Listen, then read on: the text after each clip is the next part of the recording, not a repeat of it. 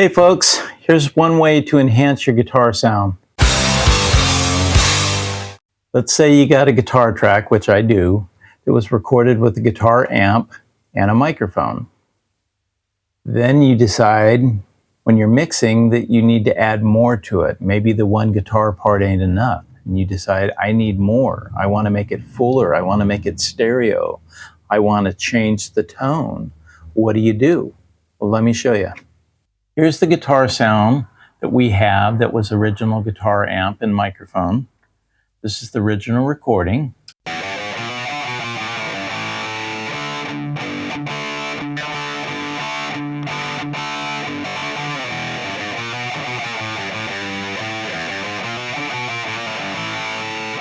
And let's hear that with the band. So here's with the music.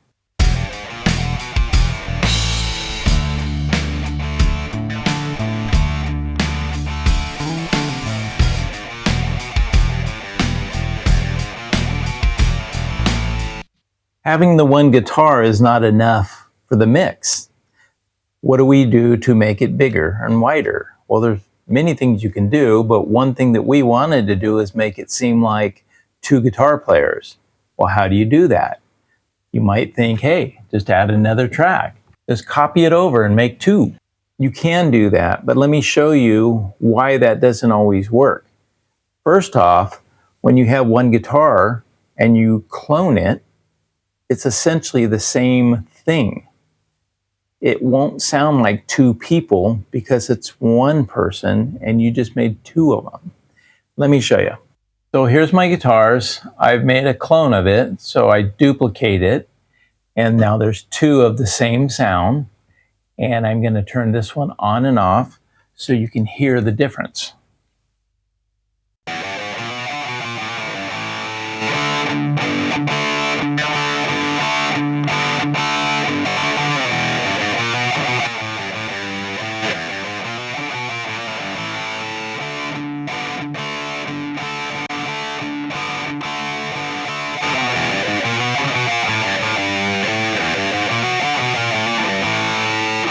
Now, as you can hear, it does get more volume, but it's essentially the same sound. And when I put them both on, they actually mix and they become one again, and they become mono. And that's what you hear when I turn this on and off. Let me turn on one and turn it on and off, and you'll hear it go from one to one again.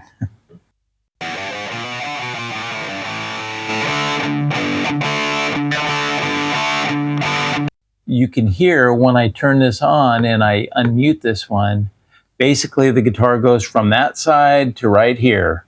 There's no difference. Now our guitar player is right here in the middle, right in front of our singer, and it doesn't sound like two guys. How do we make it sound like two guys? Well, one way to do it, an easy way to do it, is put a delay on one. And that's what we did here. 20 milliseconds of delay, which is basically roughly 20 feet, roughly. That's not the exact math, but that's just in my mind an easy way to calculate. If you put 10, then it's 10 feet.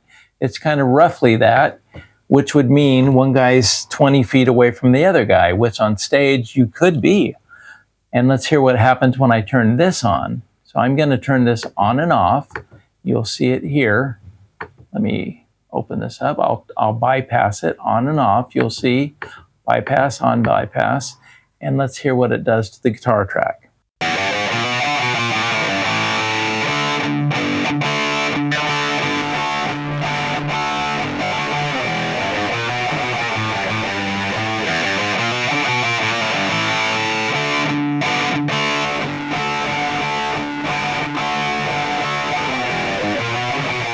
So that kind of works. It spreads it out and it makes it fuller. It sounds like, the guys are farther apart and leaves space in the middle of your mix. But the problem with that is it's the exact same sound. We don't want the exact same sound. If we had two guitar players, would they have the same exact guitar, the same exact amp, and play it the exact same? No. They're going to play it different. Even if they use the same guitar and the same amp, they're going to have a different sound because they're going to play it different. They're not going to play it exactly the same. So we want to emulate that. So how do we make it sound like two guitar players? Luckily, when we recorded it with a direct box and an amplifier. And I do that often because it gives you an option. If needed, you'll have the direct guitar sound, which is essentially like your guitar plugged directly into the computer.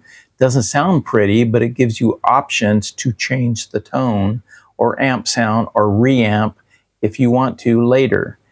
And in this case, we did that. So we have a clean guitar sound, which is the direct guitar and his amplifier, in case we want to add more to it at any time. And let me let you hear that. It doesn't sound pretty, but it gives us options.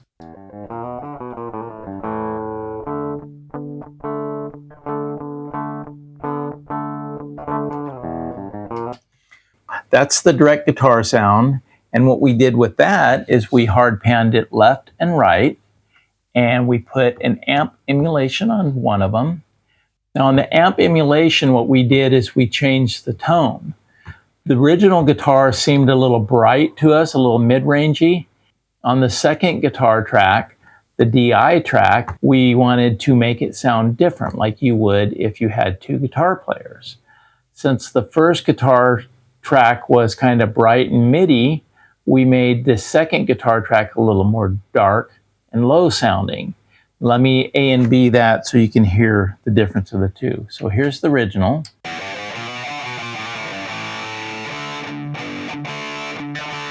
And here's the emulated sound.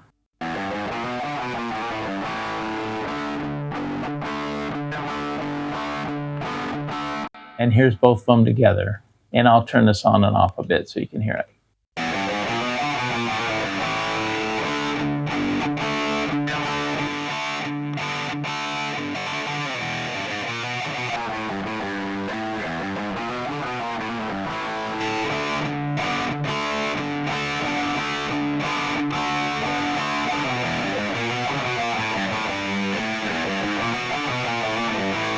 So it kind of emulates two people playing. Now let's hear this with the music. And I'm first going to have the original guitar track playing with the music. And I'll unmute this one so you can hear it with the amp emulation with it and listen to what it does. If you have headphones or stereo speakers, something like that, it will be better to listen to it that way.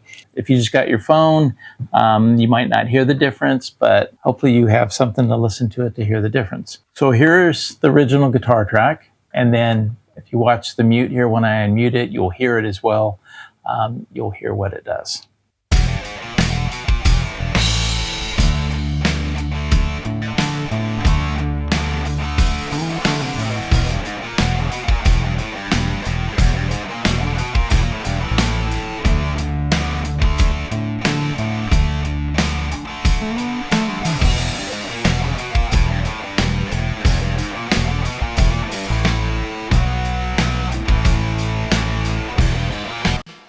As you can hear, by adding a second track with a DI and putting an amp emulation on it, you can change the overall tone of the song and the guitar sound.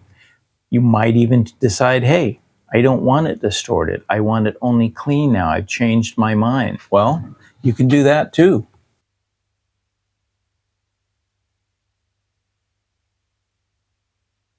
Here's a cleaner amp with the music. Let's hear that.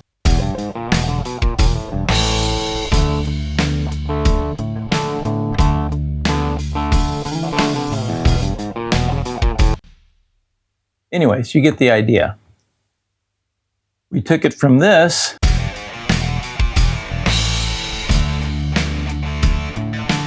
to this.